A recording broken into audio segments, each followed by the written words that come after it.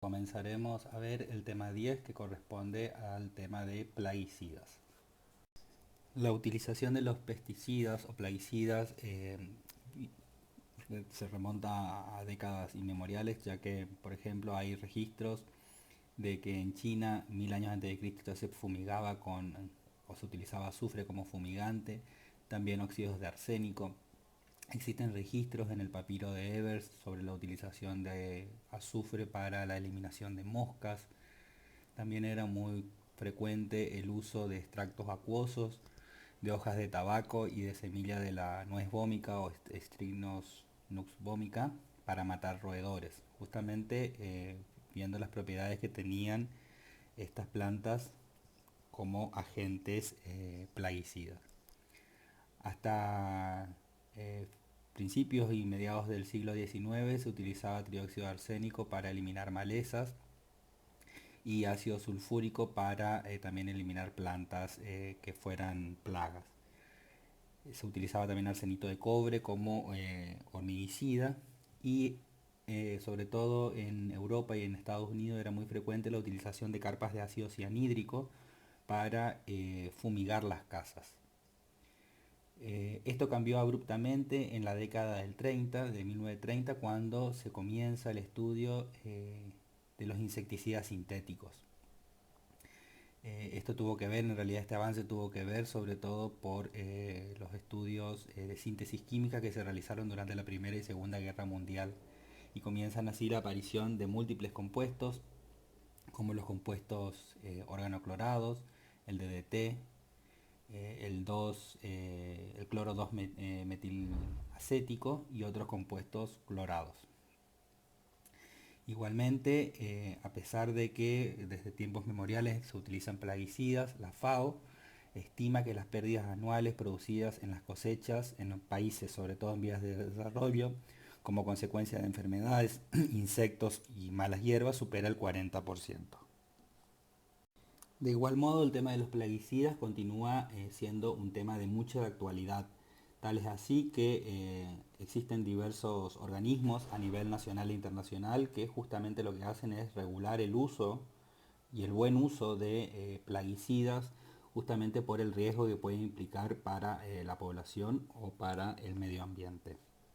En esta filmina les presento una captura de pantalla de la Superintendencia de Riesgo del Trabajo, por ejemplo, dependiente del Ministerio de Salud de la Nación, donde se especifican o se presentan las normativas referentes al uso de plaguicidas. Si recorren esta página podrán ver que existe una sección específica para solicitar el análisis de plaguicidas en diversas muestras, o bien desde el punto de vista de la industria, si uno se dedica a la síntesis de plaguicidas, puede solicitar justamente el estudio y la caracterización del principio activo.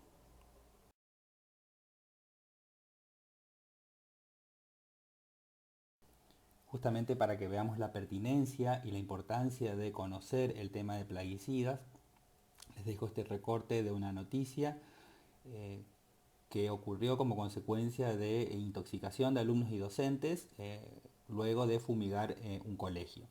En este caso lo que se puede ver que ocurrió es que hubo una mala información o una mala preparación, digamos, de las condiciones para realizar la fumigación y no se respetaron sobre todo los tiempos mínimos de eliminación. Es decir, hubo un incorrecto accionar, lo que llevó a esta intoxicación accidental. Vemos aquí otra noticia, que esta noticia tuvo mucha repercusión acá a nivel provincial, que fue de la muerte de una niña de 12 años tras comer mandarinas intoxicadas, mandarinas con plaguicidas. En este caso, esto claramente también es una intoxicación accidental y digamos la causa de esto puede ser una información incorrecta acerca de la aplicación del plaguicida, o bien que no se respetan los tiempos mínimos de eliminación, o bien la dosis aplicada no fue la correcta, ¿sí? Este caso tuvo mucho renombre, hizo mucho ruido a nivel nacional y provincial. Continuamente están apareciendo informes acerca de la asociación que puede existir entre la utilización de pesticidas, plaguicidas o agroquímicos, el efecto que pueden tener en la población en general y sobre todo la asociación que pueden tener estos compuestos a la aparición o al desarrollo de cáncer. En el link que les dejo se presenta esta nota que fue realizada, una nota de investigación, ¿sí?, que fue publicada en diversos diarios, donde realizó un estudio sistemático epidemiológico y se podía encontrar una fuerte asociación entre la presencia de cáncer y la utilización de agroquímicos. Este estudio fue realizado por un grupo de profesores de la Universidad de Córdoba, de profesores de medicina, y en el mismo se detectó que un pueblo agrícola presentaba unas tasas de incidencia de cáncer y otras enfermedades que triplicaban las medidas provincial y nacional. Entonces, a partir de esos resultados, donde vieron que al menos, por el estudio de historias clínicas, al menos 594 personas de una población total de 8.000 habitantes presentaban cáncer o alguna otra enfermedad. A partir de estos datos comenzaron a hacer un estudio retrospectivo y vieron que justamente la tasa de incidencia que presentaba estas patologías en esta población en particular era mucho más alta que la que se presentaba en referencia a la provincia de Córdoba y a la media nacional. Los principales tipos de tumores detectados eran cáncer de mama, colon, próstata, tiroides y piel, lo cual no es casual tampoco, digamos, justamente por lo que vamos a ver un poco más adelante sobre el metabolismo de los plaguicidas. También lo que llamaba mucho la atención era que la gran mayoría de estos casos ocurrían en personas menores de 44 años, lo cual se considera un segmento joven, digamos, de la población, y que si se compara la incidencia en esta edad era mucho mayor que la media nacional. Realizaron estudios de suelos y encontraron restos de glifosato, cipermetrina y clorpirifos, que son plaguicidas. Si bien no se puede establecer de manera directa una asociación entre estos compuestos y los distintos tipos de patologías, porque también se estudiaron o se detectaron varias enfermedades autoinmunes, otros desórdenes inmunológicos, alteraciones en piel, alteraciones alérgicas.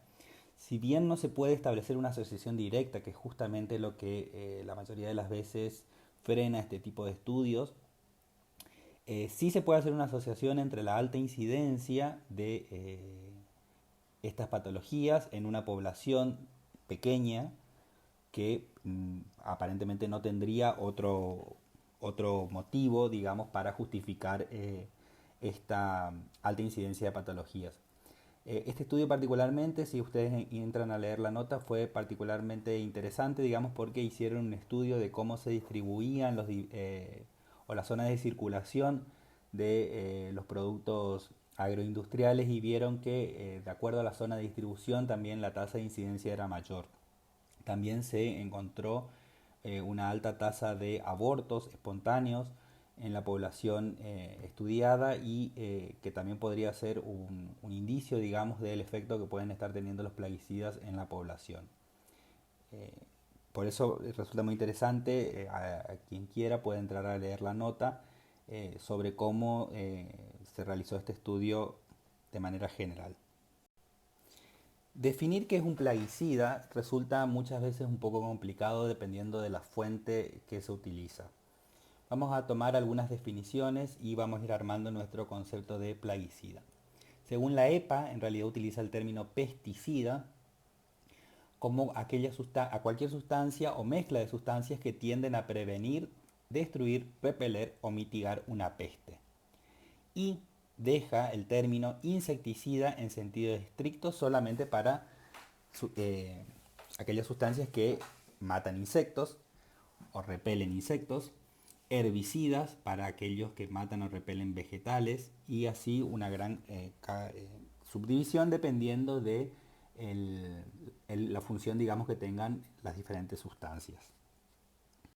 La definición de la FAO es la que nosotros consideramos más acertada y esta comienza definiendo a un plaguicida o pesticida, ya los toma como sinónimos, a cualquier sustancia destinada a prevenir, destruir, atraer, repeler o combatir cualquier plaga, incluidas las especies indeseadas de plantas o animales, y que la utilización de estas sea durante la producción, almacenamiento, transporte, distribución y elaboración de alimentos, productos agrícolas o alimentos para animales, o que pueda administrarse a los animales para combatir ectoparásitos. Es decir, la definición de la FAO es mucho más amplia en cuanto a la cadena de aplicación de estas sustancias.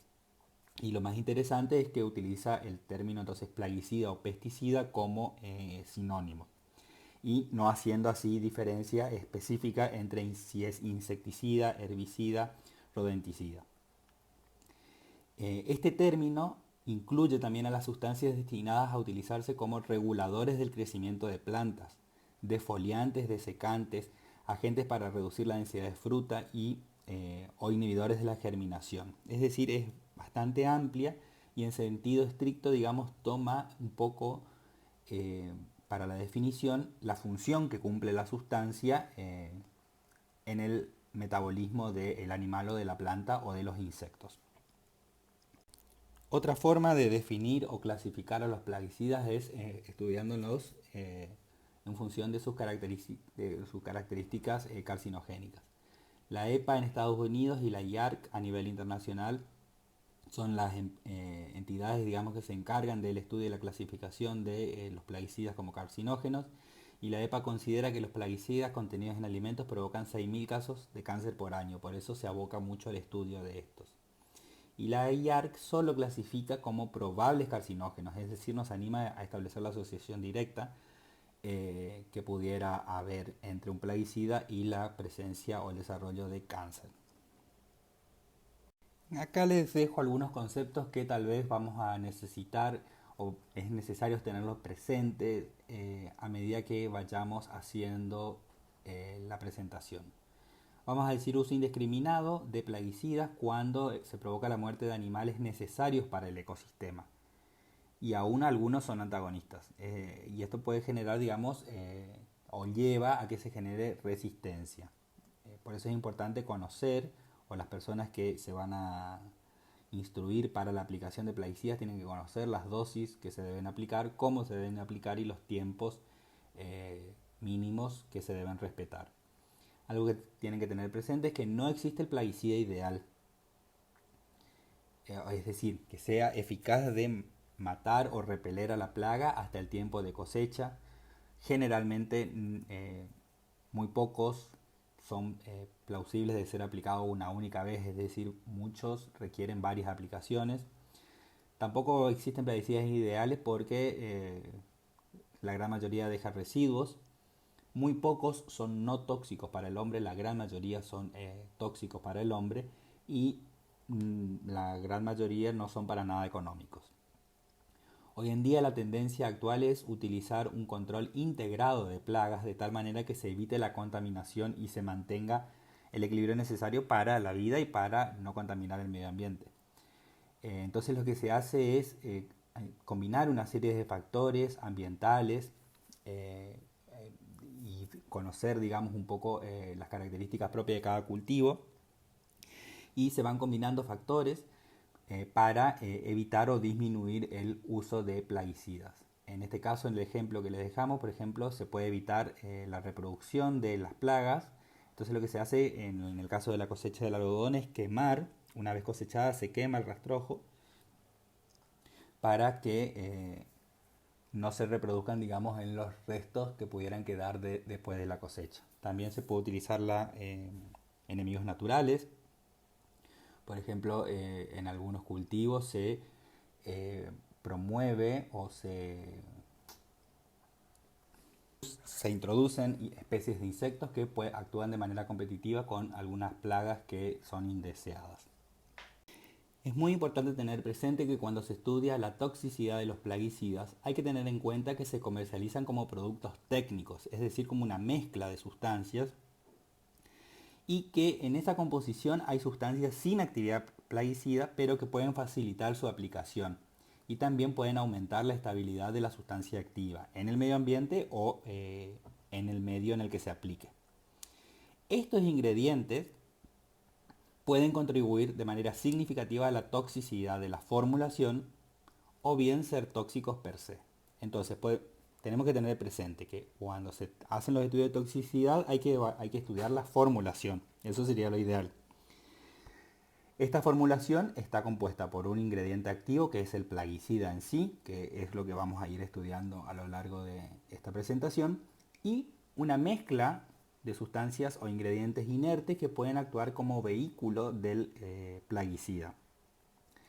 Entre esos ingredientes inertes pueden existir un montón de sustancias de naturaleza acuosa, de naturaleza oleosa, existen derivados del petróleo y existen otros tantos compuestos que pueden tener propiedades tóxicas por sí mismos. Por ejemplo, la EPA, a su vez, así como clasificaba los compuestos como carcinogénicos o no carcinogénicos, digamos, también estudia o clasifica a los ingredientes inertes de estas formulaciones, ¿sí? Y se tienen 4 listas con sustancias con probados efectos tóxicos, una lista con sustancias potencialmente tóxicas, otra con compuestos de toxicidad desconocida y otras con sustancias de riesgo mínimo. A modo de ejemplo les dejo la etiqueta de la caotrina, este insecticida de la marca Bayer muy conocido. Si leen en la composición verán que la composición de este insecticida es un 2,03% de deltametrina, que sería el principio activo, y luego tiene excipientes y nafta como disolvente, es decir, derivados del petróleo. La fracción aromática pesada, digamos, de esto en un 100%. Es decir, que la formulación de la caotrina está compuesta en un 2% por deltametrina y el 100%, digamos, el mayoritario, se compone de excipientes, que sería lo que definimos como sustancia inerte. Justamente dentro de esa sustancia inerte es donde pueden estar muchas de las sustancias que tienen efecto tóxico o que aumentan la toxicidad de manera significativa de la deltametrina. Generalmente esos compuestos incluidos dentro de excipientes no están declarados en las etiquetas de uso comercial, pero sí tienen que estar declarados en la formulación en la empresa. Acá les dejo también un folleto de las especificaciones de la caotrina, donde se evalúa, por ejemplo, la toxicología, ¿sí? O la toxicidad de las distintas formulaciones. Y tienen para comparar, si miran acá en la parte de abajo, el de la caotrina soluble en agua, digamos, en 2 concentraciones, y tienen las dosis letales para cada una de estas presentaciones. Pero esto se ve, digamos, en el folleto empresarial, digamos, y no en la etiqueta que llega al consumidor. Dentro de algunas de esas sustancias que hablamos como sustancias inertes o que pueden ser partes de la formulación del insecticida o del plaguicida, podemos citar algunos ejemplos que pueden tener efecto sinérgico con el principio activo, por ejemplo el terbutóxido de piperonilo, que lo que hace es aumenta la toxicidad del componente principal porque inhibe la citocromo P450. Entonces lo que hace es disminuye la metabolización o el metabolismo de el principio activo y de ese modo se aumenta la toxicidad.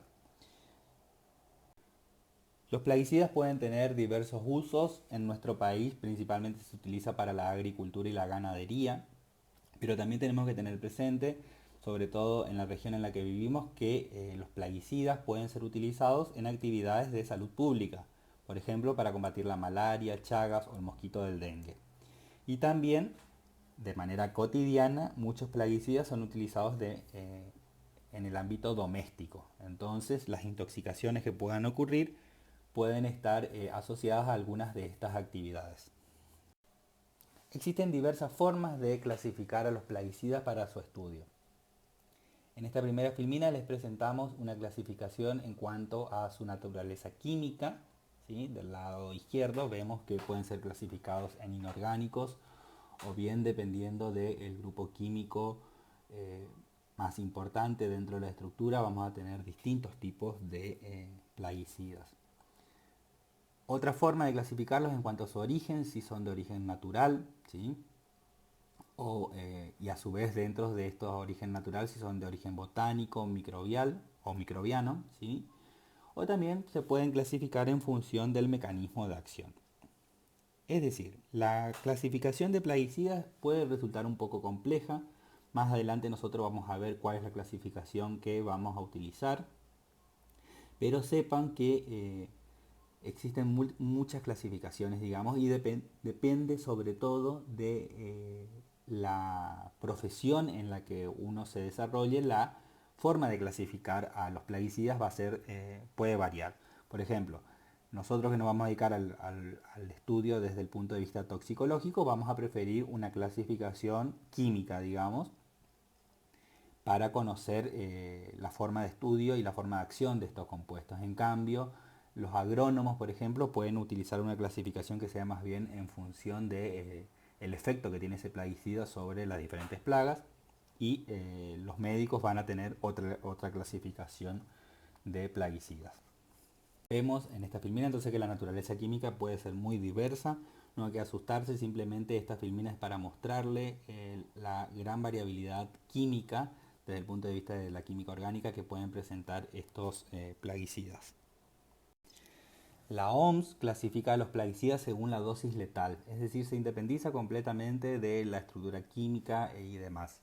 Los clasifica en función de la dosis letal 50 en ratas, expresada en miligramos por kilogramo, teniendo en cuenta dos vías de entrada, la oral y la dérmica. Y entonces así clasifica a los plaguicidas en 5 clases, ¿sí? Pasando de extremadamente peligroso hasta poco probable que presente riesgo para la salud. Esta clasificación sí es interesante que la tengan presente. No hace falta, claro, que se acuerden los números de las dosis letales, ¿sí? Pero sí saber que la OMS, digamos, clasifica en cuanto a criterio de peligrosidad y que existen 5 categorías.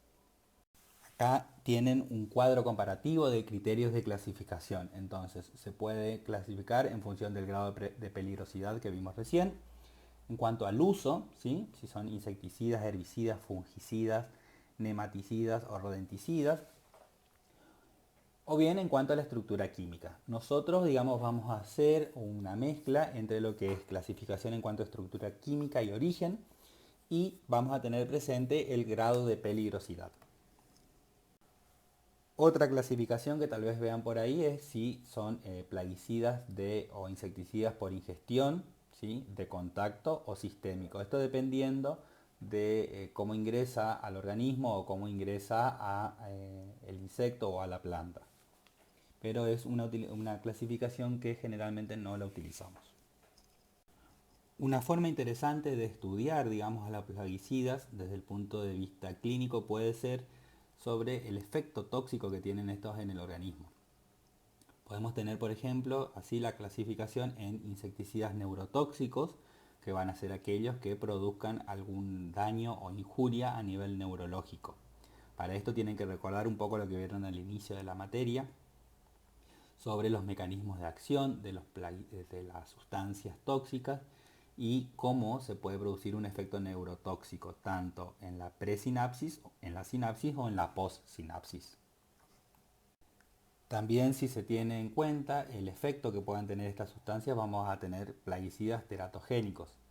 De hecho, muchos de los estudios que se realizan para evaluar la seguridad, digamos, de un plaguicida tienen que ver con el efecto que pueden tener sobre las etapas tempranas del desarrollo.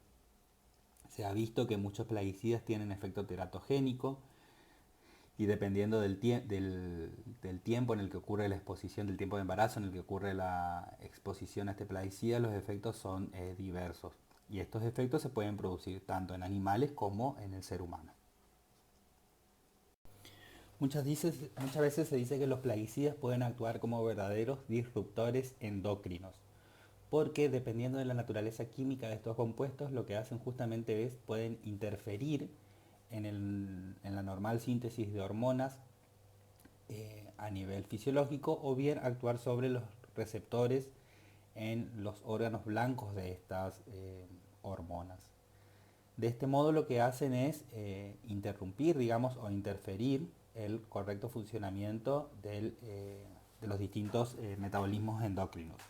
En mujeres generalmente se asocia un efecto disruptor endocrino de los plaguicidas puede ser traer como consecuencia dificultad para quedar embarazadas, justamente por la alteración del ciclo de la mujer. Y tanto en varones como en mujeres se ve con mucha frecuencia alteraciones en la fertilidad.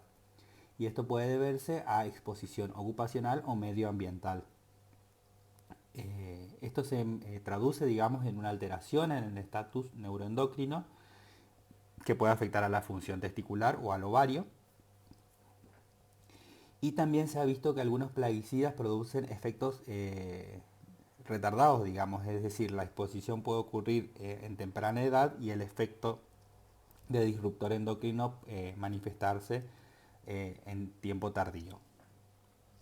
Como habíamos visto, los plaguicidas pueden ser neurotóxicos, a su vez dependiendo de a qué nivel de la neurona actúan o a qué nivel del sistema nervioso actúan. Se pueden subclasificar en plaguicidas que producen axonopatías. Las axonopatías es la neurotoxicidad más frecuente. Se manifiesta generalmente con pérdida de sensibilidad y fuerza en miembros o partes distales. Y un claro ejemplo de plaguicidas que producen axonopatías son los compuestos órganos fosforados. También pueden actuar como neurotóxicos en la sinapsis, inhibiendo, por ejemplo, la eliminación del neurotransmisor. Esto, a su vez, los mecanismos pueden ser diversos, pero uno de los ejemplos más conocidos es el efecto inhibidor sobre la acetilcolinesterasa, con lo cual no se degrada la acetilcolina. Y esta inhibición de la enzima se produce, por ejemplo, por plaguicidas del orden de los carbamatos y de los órganos fosforados. Obviamente la sintomatología asociada a la intoxicación por estos compuestos puede ser similar, ya que inhiben a la misma enzima. Otros pueden actuar sobre la postsinapsis, específicamente sobre o particularmente sobre los canales de sodio.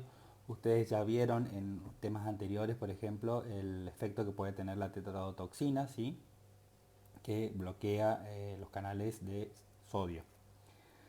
Y en el caso de plaguicidas que actúan sobre la postsinapsis, los ejemplos más significativos son los insecticidas organoclorados y los piretroides, ya que estos afectan el canal de sodio impidiendo que se cierre completamente, y esto genera, digamos, un efecto en la postsinapsis que se caracteriza por convulsiones por descargas repetitivas. ¿Qué tipos de intoxicaciones se pueden presentar por los plaguicidas? Podemos tener intoxicaciones agudas, estas son bastante frecuentes en niños, por ejemplo, por ingestión, inhalación o contaminación cutánea. Estos en general son intoxicaciones accidentales, que presentan un cuadro agudo justamente por la elevada dosis que se introduce en el organismo. En los pacientes o sujetos adultos, las intoxicaciones agudas pueden ser por intentos de suicidio, ¿sí? Los plaguicidas son un medio muy utilizado para autoinfligirse suicidio, o bien existen varios casos donde los plaguicidas pueden ser utilizados como medio para matar a una persona, es decir, incurrir en homicidio. Y también se pueden producir intoxicaciones agudas, accidentales, digamos, en obreros por preparación, transporte, aplicación o manipulación inadecuados de los plaguicidas. En la población en general o también en operarios y en obreros que trabajen en la producción o bien en agricultores se pueden producir intoxicaciones crónicas. Entonces es necesario tener presente que estas intoxicaciones crónicas se pueden producir tanto en la población en general o en personas que desarrollen alguna actividad donde esté implicada la utilización de plaguicidas. También se pueden presentar lo que se conocen como intoxicaciones retardadas, ¿sí? Es decir, luego de la exposición ocurre, no se presenta una sintomatología clara y la intoxicación puede aparecer mucho después, semanas o años. Uno de los ejemplos es el paraquat que vamos a ver más adelante. Y también otro tipo de intoxicación que se puede presentar en los plaguicidas es lo que se conoce como reintoxicación endógena por persistencia del tóxico. Vamos a ver que una de las características principales que pueden presentar algunos plaguicidas es que son muy liposolubles. Entonces, al depositarse en tejido adiposo pueden generar una reintoxicación endógena justamente por persistencia del tóxico. En este gráfico vemos el grado de dependencia que existe entre los efectos biológicos y la dosis, digamos. A altas dosis, ¿sí? Estaríamos en las situaciones de envenenamiento, que puede ser con fines accidentales, que puede ser con fines suicidas o por accidente, y esto vemos, digamos, en el pico de esta curva. Hacia la derecha vemos que los efectos biológicos son muy marcados. Luego podemos tener dosis alta, digamos, pero como consecuencia de una exposición ocupacional, por ejemplo, en la manufactura o en las personas que trabajan con la aplicación de estos compuestos plaguicidas. Los efectos biológicos pueden ser significativos, pero se van a presentar más bien en periodos crónicos. Luego, en el punto de inflexión de esta curva es lo que se conoce como el límite máximo de exposición, que puede ser aquel al que está expuesto, por ejemplo, a nivel domiciliario. Y después tenemos en la parte baja de la curva la exposición en general, es decir, bajas dosis, bajos efectos biológicos. Pero recuerden que estos efectos pueden ser acumulativos. Las intoxicaciones por plaguicidas son uno de los cuadros que tienen que ser de denuncia obligatoria por el Sistema Nacional de Salud. En este caso les presento los resultados que se presentaron en el Boletín Epidemiológico de la Nación, dependiente del Ministerio de Salud. Vemos la intoxicación por plaguicidas, expresado en tasas por 100.000 habitantes según región para la Argentina para el periodo 2007-2019. No encontré el informe más actualizado, así que estimo se estará realizando. Vemos que para nuestra región, que es de color naranja, ¿sí? Vemos cómo se tuvieron una baja incidencia en el 2008 y luego se produjo una importante incidencia para el año 2009 manteniéndose, ¿sí? Estamos hablando de 10 casos por 100.000 habitantes. Se ve también como la región del NOA presenta una alta tasa de intoxicaciones agudas por plaguicidas y que superan, tanto la del NEA y la del NOA superan la media nacional. En este gráfico se presentan las intoxicaciones por plaguicidas según el grupo etario. También se presentan en casos por 100.000 habitantes. Vemos que la tasa de incidencia es muy elevada en niños menores de 5 años y esto se tiene que asociar, digamos, a las intoxicaciones accidentales. Estas generalmente ocurren en el ámbito doméstico, tenemos que recordar. Luego existe un ligero incremento en edad media, digamos entre 15 y 35 años, y estos pueden ser también intoxicaciones accidentales, sobre todo asociadas a una incorrecta manipulación en el ambiente laboral o bien intoxicaciones con fines suicidas. Y finalmente vemos en este gráfico la tasa de incidencia por provincia. Si nos fijamos, la tasa en Corrientes es relativamente baja. Y lo que les quería mostrar en este gráfico es, por ejemplo, analicemos el caso de Formosa para el año 2010 y 2011. Esa disminución abrupta que puede ocurrir se puede deber a que alguna sustancia que era considerada plaguicida o tóxica en el año 2010 ha sido descartada en el año 2011. Entonces, cuando analizamos estos gráficos tenemos que tener presente qué criterios se utilizaron para realizar el diagnóstico de intoxicación. En algunos casos puede ser justamente este cambio en la clasificación del criterio lo que haga que disminuya significativamente la tasa y no la disminución de casos de intoxicación en sí, digamos, ¿sí? Entonces hay que ser muy cautelosos a realizar el análisis de estos gráficos. Esto ya lo habíamos mencionado, pero tenemos que tener presente que la población expuesta a los plaguicidas se pueden clasificar en dos categorías: los profesionales, es decir, aquellos que intervienen en la fabricación o en la utilización directa de algunas actividades relacionadas al uso de plaguicidas, sobre todo la agricultura, y la población en general. Dentro de esa población en general vamos a tener las comunidades rurales, que justamente son las que podrían estar más expuestas a los restos de plaguicidas que puedan quedar en el ambiente, familiares de trabajadores agrícolas, después vamos a ver las buenas prácticas de manipulación que hay que tener para plaguicidas, y toda la población expuesta a los plaguicidas o restos de plaguicidas que pudieran quedar en alimentos y en aguas contaminadas. Cuando hablamos de mecanismo de acción del plaguicida, tenemos que tener presente dos situaciones. Una va a ser el mecanismo de acción del plaguicida en sí, en el insecto, en la planta o en el animal para el que fue diseñado, digamos. Y esto tiene que ver, se estudiaría desde un enfoque agronómico, es decir, a nosotros no nos interesa mucho conocer el mecanismo de acción en sí. Sí tenemos que tener una idea, justamente por nuestra amplia formación, pero no es el enfoque que le queremos dar en esta asignatura. Simplemente por mencionar algunos ejemplos, los plaguicidas pueden actuar inhibiendo la síntesis de quitina en los insectos, pueden actuar como inhibidores de cadena respiratoria, ser neurotóxicos, inhibidores enzimáticos, inhibidores de la degradación o inhibidores de la síntesis proteica. Es decir, pueden tener diversos mecanismos en los organismos o en las plantas y estos efectos o estos mecanismos pueden o no manifestarse de igual modo en el ser humano, ¿sí? Cuando nos referimos a mecanismos de acción de un plaguicida tenemos que tener presente esto. Si estamos hablando desde un enfoque agronómico, digamos, o desde un enfoque toxicológico. A modo de ejemplo, los inhibidores de la síntesis de la quitina interfieren en el proceso de muda de los insectos, ¿sí? Es decir, interfieren en estados larvales. Esto es importante tenerlo presente cuando se formula justamente una formulación industrial.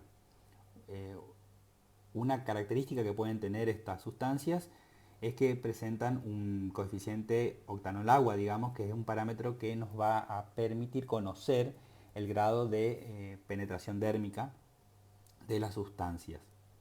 Un ejemplo de inhibidores de síntesis de quitina es el difluvensurón, ¿sí? Un compuesto que se presenta en la imagen.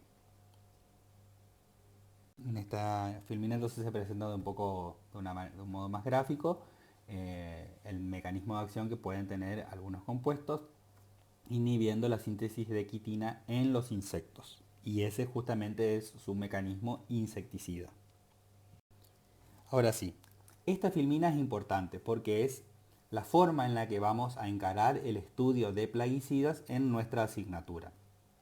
Entonces nosotros sabemos que los plaguicidas pueden ser insecticidas, herbicidas, fungicidas, rodenticidas, etc., dependiendo de sobre qué organismo actúen.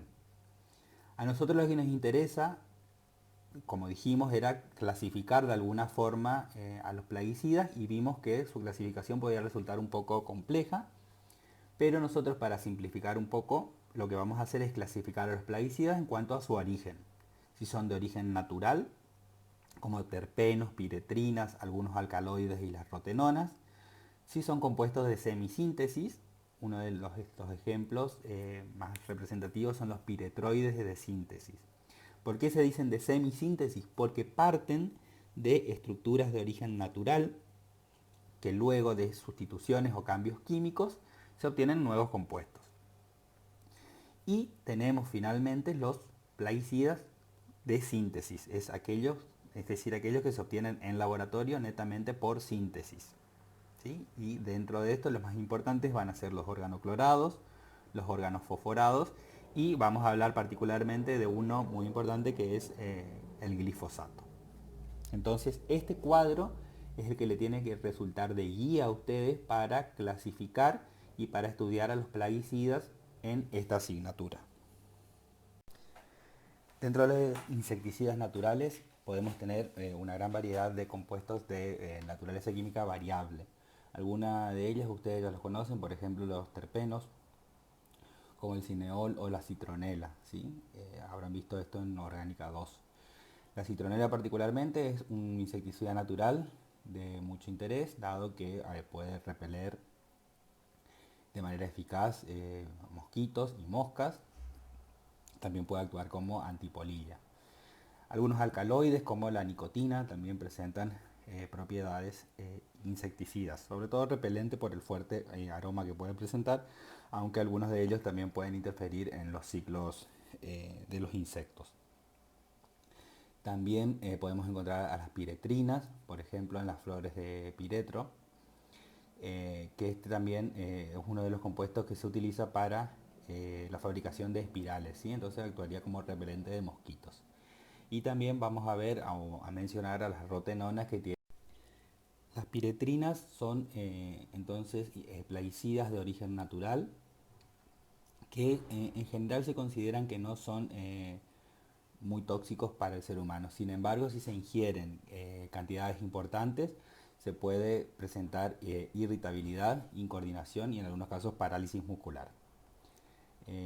Estas piretrinas tienen fácil degradación, son relativamente seguros para los mamíferos y en los insectos produce un efecto de rápida parálisis, por lo que se los conoce como volteadores de insectos, ¿sí? Por el efecto knockdown que producen.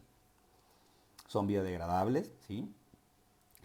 En los insectos y bueno, en los casos de intoxicación actúan como neurotoxinas causando la excitación del sistema nervioso, dado que mantienen abiertos los canales de sodio, ¿sí? Hoy habíamos mencionado al tebutóxido de piperonilo como una de las sustancias inertes que se suele agregar a la formulación de los insecticidas y justamente en este caso vemos el efecto que produce. Dado que los insectos pueden metabolizar los piretroides, pero si se agrega tebutóxido de piperonilo a la formulación, recuerden que inhibía la citocromo 450, por lo tanto el insecto no podría metabolizar los piretroides y en ese caso se ejercería el efecto tóxico o letal para el mismo. Dentro de las piretrinas de origen natural, además está decir que no se tienen que aprender todas las estructuras de cada uno de los compuestos. Ustedes lo que tienen que saber reconocer o que deberían saber esquematizar es la estructura básica de la molécula, ¿sí?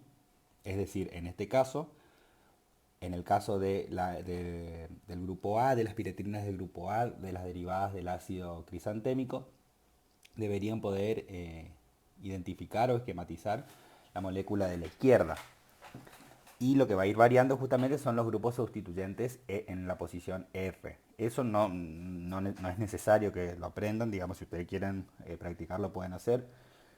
Pero a nosotros simplemente nos interesa que sepan identificar cuáles son derivados del grupo A, es decir, cuáles son derivados del ácido crisantémico y cuáles son derivados del grupo B o del ácido pirétrico, ¿sí? Con eso sería suficiente. Habíamos mencionado también que existían unos piretroides de síntesis, es decir, ya no son compuestos netamente naturales, sino que se pueden utilizar las moléculas que estuvimos viendo en la filmina anterior para que éstas actúen, digamos, como base para la síntesis química. Es decir, se cambia el sustituyente en la posición R y se obtienen distintos plaguicidas. Tenemos, por ejemplo, los piretroides de síntesis de primera generación, segunda generación y así sucesivamente en función del grupo sustituyente o prostético que se puede agregar en la posición R. Vamos así también a tener derivados del ácido crisantémico, que fíjense son muchos. Nuevamente no hace falta que se aprendan la estructura de memoria, simplemente saber que los piretroides de síntesis entonces pueden obtenerse a partir de la modificación química parcial del ácido crisantémico. También podemos tener piretroides de síntesis, fíjense, de cuarta y de tercera, cuarta y cuarta generación, en los que se puede halogenar, por ejemplo, o bien incluir otros sustituyentes en otras regiones de la molécula. En este caso, una de las características que tienen estos piretroides de síntesis, por ejemplo, es que son muy fotoestables, ¿sí? Y esto le da mucha estabilidad en el ambiente. Los ejemplos más representativos de este grupo pueden ser la deltametrina y la cipermetrina, sí, que son piretroides de síntesis muy utilizados en la actualidad.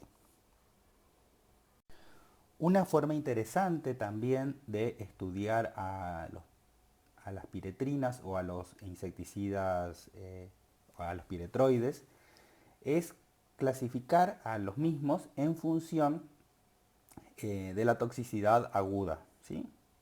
Vamos así a tener dos grupos, el tipo 1 y tipo 2, en función de la toxicidad aguda que se produce en ratas.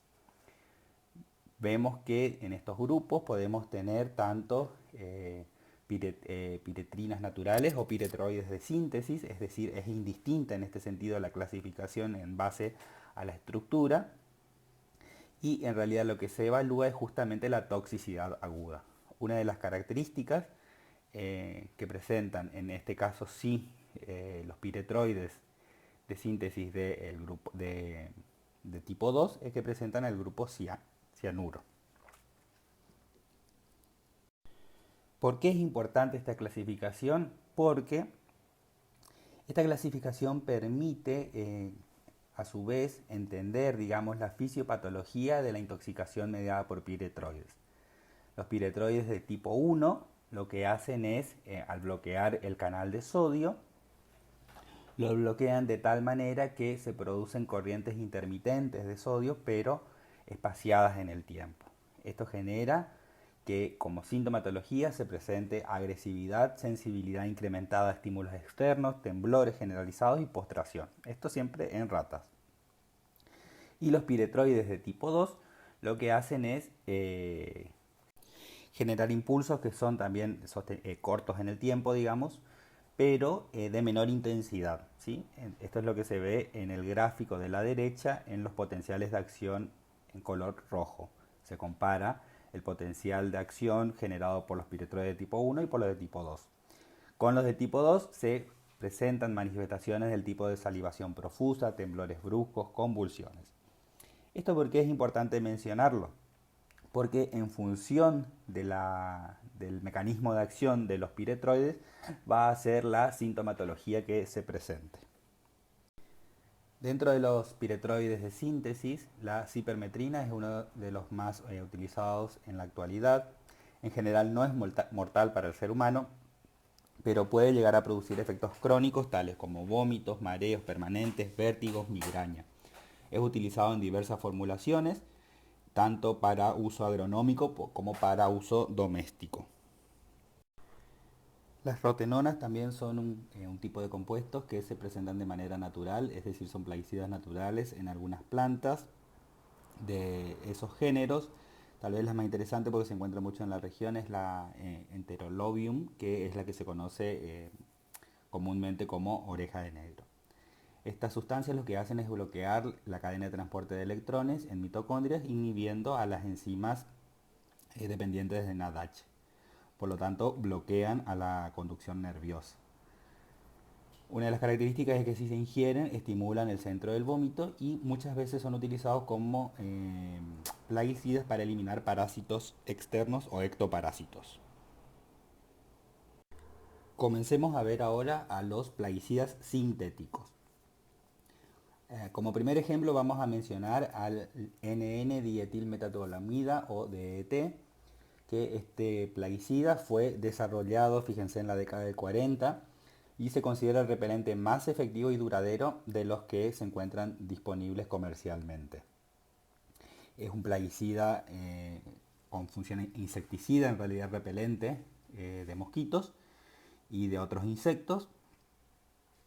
Si bien se considera seguro, se han encontrado algunos efectos negativos para la salud, especialmente en bebés y en mujeres embarazadas. Está considerado en la categoría D de sustancias, por lo que es considerado poco tóxico. Uno de los grupos más importantes dentro de los plaguicidas sintéticos son los organoclorados. Estos compuestos de síntesis tuvieron un auge en su descubrimiento y en su caracterización eh, en periodos cercanos a la Segunda Guerra Mundial, ¿sí? Porque podían ser justamente utilizados, muchos de ellos como gases de guerra. Estos compuestos sintéticos, organoclorados, también se conocen como compuestos de ingestión o de contacto. Pueden ser de diversa naturaleza química, ¿sí? Derivados del lindano, como dieldrin, endrin y aldrin, derivados del metano, derivados del ciclohexano y otros, que vamos a ir viendo. Es- Se estima que existen más de 3.000 compuestos organoclorados de síntesis y a eso hay que sumarle la presencia de isómeros en muchos casos, lo que realmente hace muy amplia la lista de compuestos organoclorados. Bueno, dentro de los primeros organoclorados que vamos a estudiar, vamos a tener a los derivados del ciclo dieno, como el endrin y el aldrin, a los derivados bencénicos, como el globol, al alfa y beta endosulfán, y a los derivados del ciclohexano, como el lindano. Estos compuestos se caracterizan por tener toxicidad media a elevada, ¿sí? En algunos casos puede ser muy alta. Generalmente ingresan por ingestión, inhalación o contacto, son neurotóxicos y también pueden dañar al sistema nervioso central y también ser hepatotóxicos y nefrotóxicos. Nuevamente, una de las dudas será si se tienen que aprender todas las estructuras. No, esto no es así, digamos, no se tienen que aprender todas las estructuras. Lo que ustedes tienen que ser capaces es de saber dar ejemplos, ¿sí? Es decir, a la hora de presentar el tema, si mencionan que los compuestos organoclorados pueden ser derivados de los ciclodienos, dar un ejemplo, ¿sí? De estructura, si pueden ser derivados de bencénicos, dar una estructura, o del ciclohexano lo mismo. Con que ustedes sean capaces de reconocer la estructura básica y el nombre del compuesto ya es suficiente. Otro tipo de compuestos organoclorados pueden ser los derivados del diclorodifenilmetano, ¿sí? Tenemos así al queltane, al TDE, al metoxiclor y al DDT, que ustedes ya lo vienen viendo, digamos, en varios ejemplos a lo largo de las asignaturas. La estructura del DDT sí es una estructura que la tienen que conocer justamente porque muchos de los mecanismos que vamos a explicar acerca de los organoclorados van a estar relacionados a este compuesto. También podemos tener otros compuestos derivados del metano indeno y del clorociclobutano. ¿Por qué es importante conocer de alguna manera la estructura química de los compuestos? No es simplemente por conocer la química en sí. Tomemos por ejemplo el caso del DDT. En la imagen de la izquierda ustedes verán que tienen 6 tipos de estructuras base relacionadas al DDT. El compuesto activo o el principio activo, digamos, es el para-prima DDT, que en la composición total de un plaguicida denominado DDT, este representa el 77%, 77,1% de los compuestos. También se puede presentar la forma de orto para prima DDT y este representa un 14,9%.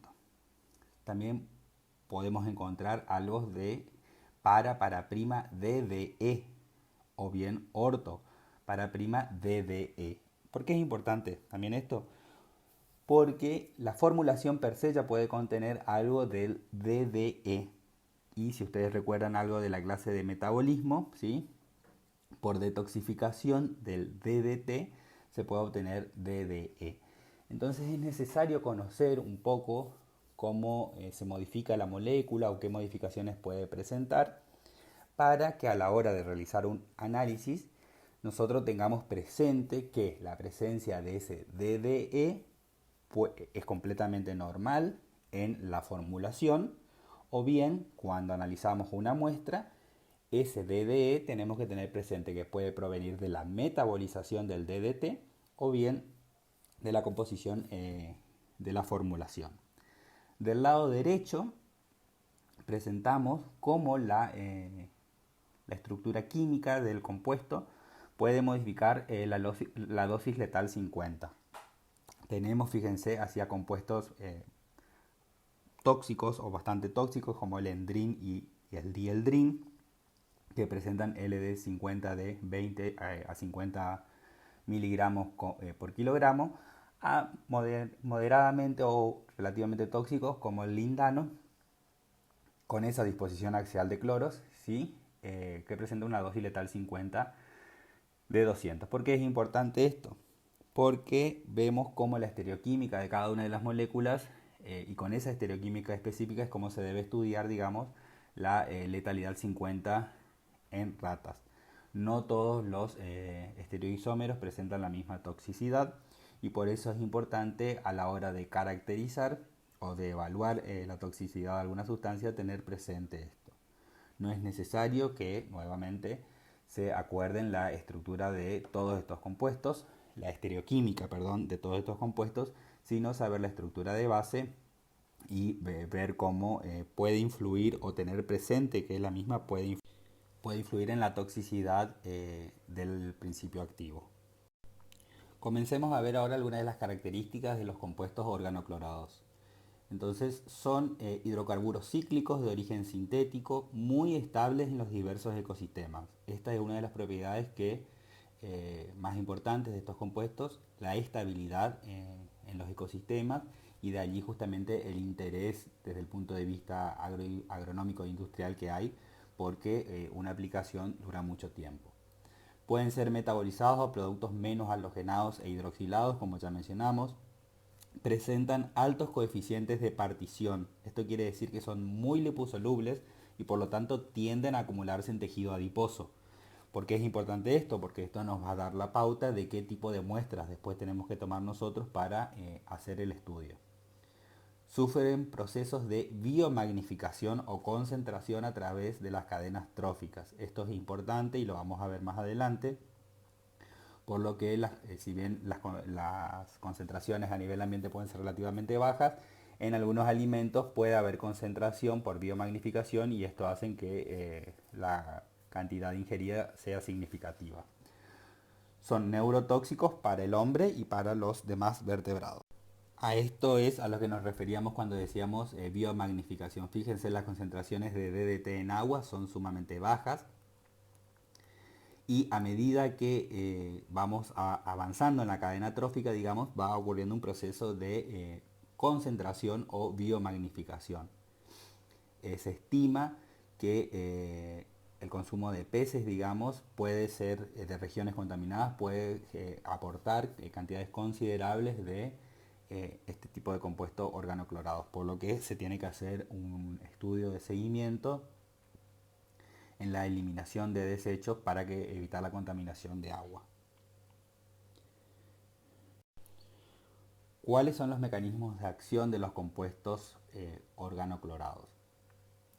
Veamos el mecanismo de acción de los derivados del diclorometano, del diclorodifenilmetano, nuestra molécula tipo, el DDT.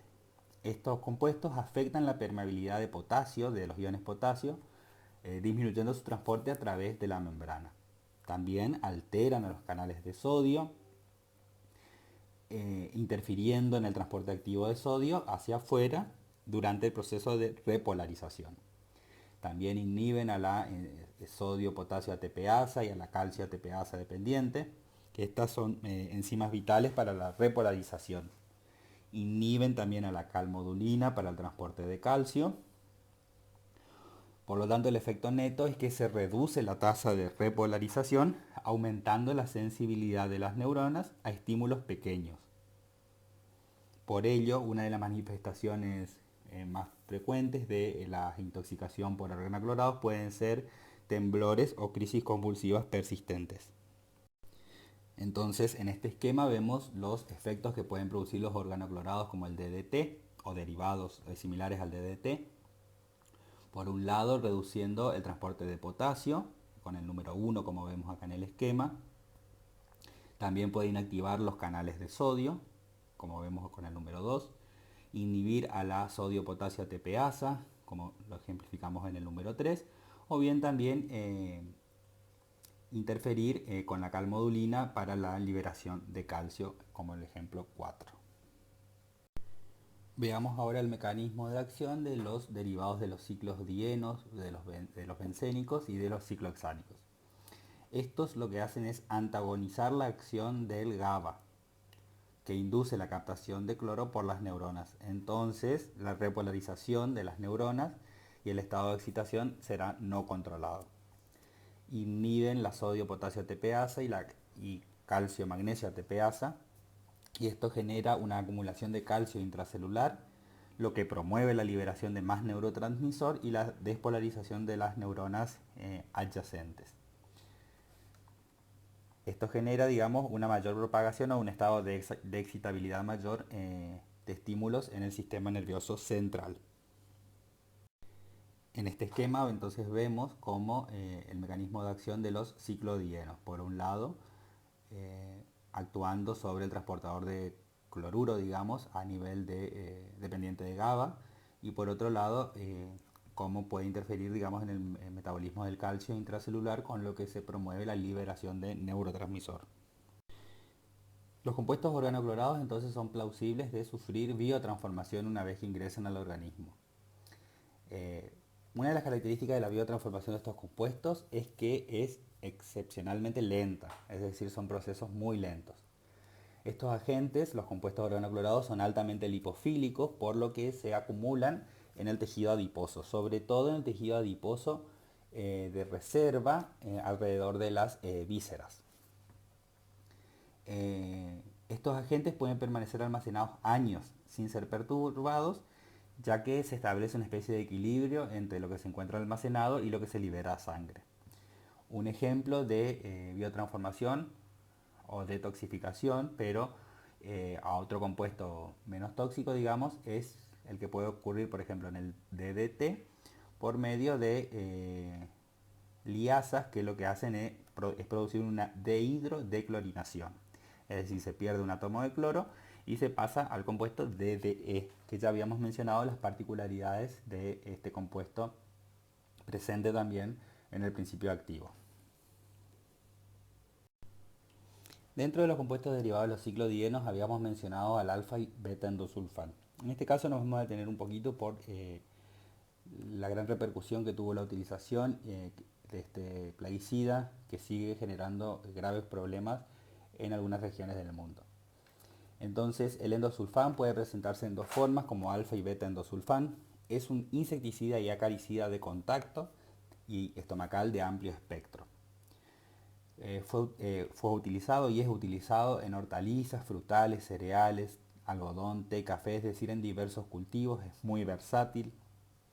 Fue muy utilizado también para prevenir plagas del tomate y como preservante en madera. La Cámara de Sanidad Agropecuaria y de Fertilizantes de la Argentina, fíjense, estimó en el 99 que se utilizó aproximadamente 1,9 millones de litros de endosulfán. Para el 2008 esa cifra se habría duplicado. Luego de numerosos estudios que demostraban la toxicidad de este compuesto, Bayer anunció en el 2010 que lo iba a retirar del mercado y que proponía alternativas, su reemplazo por alternativas con un perfil de riesgo significativamente menor, es decir, un mal menor. Se utilizaba en este caso en forma masiva para el control de plagas en soja, algodón, girasol y como habíamos mencionado era extremadamente tóxico con capacidad de producir daños en la salud en periodos agudos o crónicos. Es así que en el año 2012 el SENASA prohibió la utilización de endosulfán en la Argentina.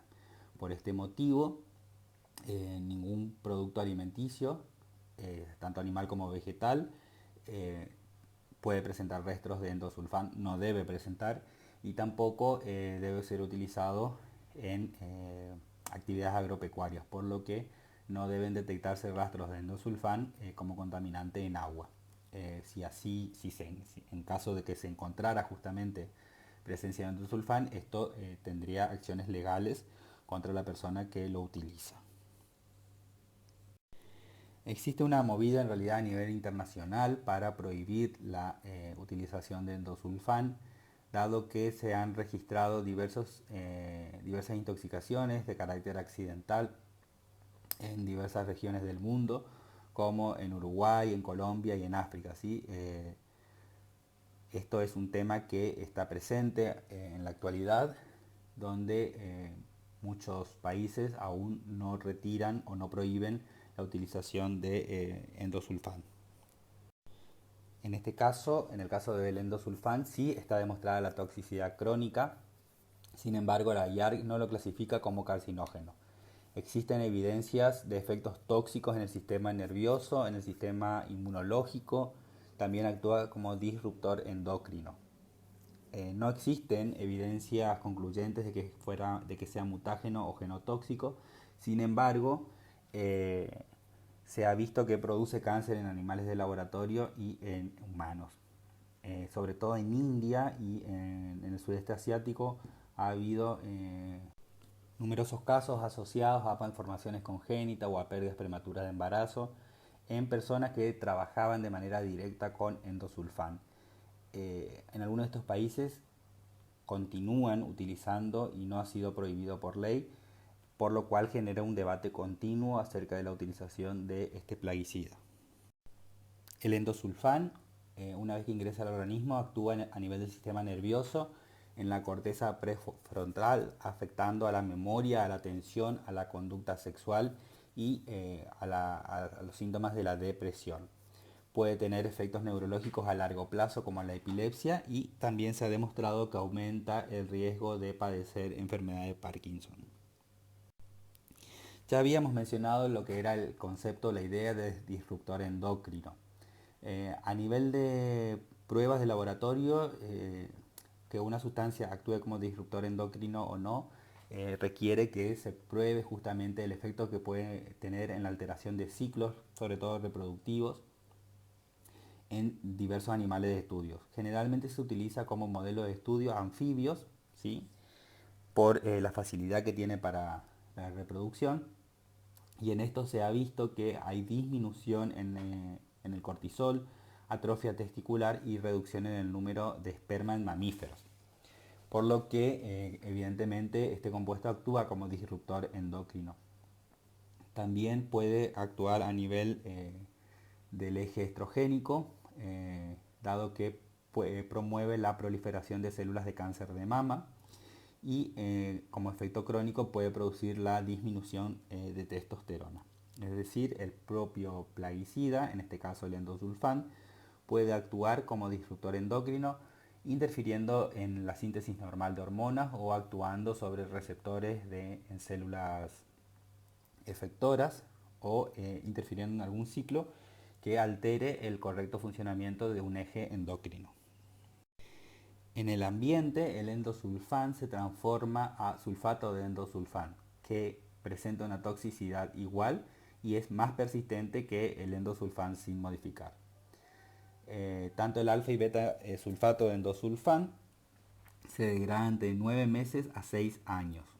Se pueden detectar residuos en aire, lluvias, agua, sedimentos, plantas y es el plaguicida de argón clorado con más alta concentración en la atmósfera, lo cual habla de un uso indiscriminado del mismo. En los países en los que no se ha prohibido su utilización existen normas y recomendaciones acerca de los niveles que se pueden admitir de endosulfán. La EPA recomienda que la cantidad de endosulfán en lagos, ríos y arroyos no debe exceder las 74 partes por billón. Esto debería prevenir la manifestación de cualquier efecto adverso a la salud en personas que toman el agua o que consumen pescados y mariscos que viven en el agua, justamente por lo que habíamos hablado del proceso de biomagnificación. La EPA tampoco permite más de 0,1 a 0,2 ppm de endosulfán en otros productos agrícolas crudos.